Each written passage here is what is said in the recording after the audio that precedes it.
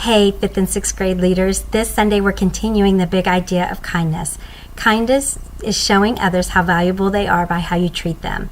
I'm loving this question that we're asking our 5th and 6th graders this week. It's, have you ever received unexpected kindness? I think oftentimes the best kindness is that of random acts of kindness. I'm going to take an opportunity during large group to show some real acts of kindness that happened in Houston during Hurricane Harvey. I think it'll allow the kids to see some real life examples of how they can apply unexpected ways to show others kindness. Our bottom line this week is be kind to people who are overlooked. We're going to dive into Matthew chapter 25 verses 35 through 40, where we see Jesus is teaching the disciples on kindness. We're hoping the kids will walk away understanding that when they show people kindness in unexpected ways, that they're really showing kindness just like it is to Jesus. All right, so as your kiddos arrive, you're going to have hula hoops this week. That's going to be fun. Can't wait to see what they do with those.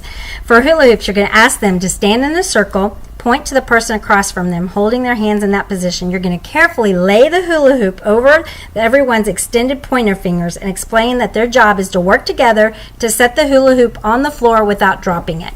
We can do an example of this in Huddle Up time if you need to. I think it'll just be a great way for them to kick off some getting to know each other and laugh together before we start large group. After large group, their first activity is some discussion questions.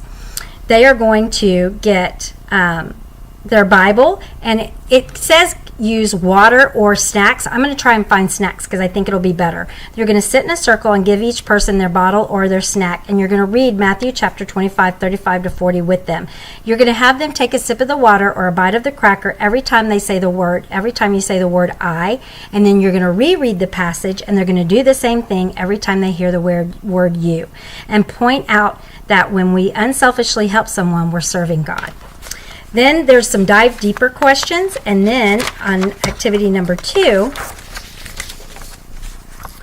there is the discussion question. So the good thing about activity 1 is there's discussion questions that are going to lead into some dive deeper discussions. So that'll be, I think, a really good opportunity, especially after I show some of the Houston Hurricane Harvey stuff video. It might prompt them to have a little bit more deeper discussions.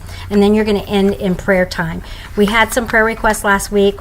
One of the kiddos shared that their cousin was beat up, and I'm following up with that prayer request. But just make sure that when you look through those prayer requests from the following week, that you can just touch base with them and see if their prayers have been answered or if there's any other way that you can pray with them individually. All right, that's all I have. There's a few reminders for you. Don't forget we have breakfast in the kitchen. Grab some coffee, come a little early, grab you some breakfast. Also, don't forget 8:35 for first service, 10:10 for second service. For Huddle Up, I really want to touch base, get a chance to pray with you and pray about the kids that are coming in.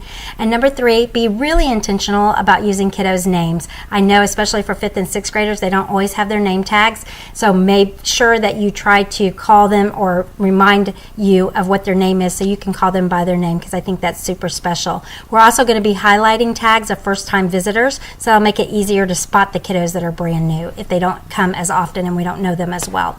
All right, I hope you're having a great week, and I can't wait to see you during Huddle Up time on Sunday.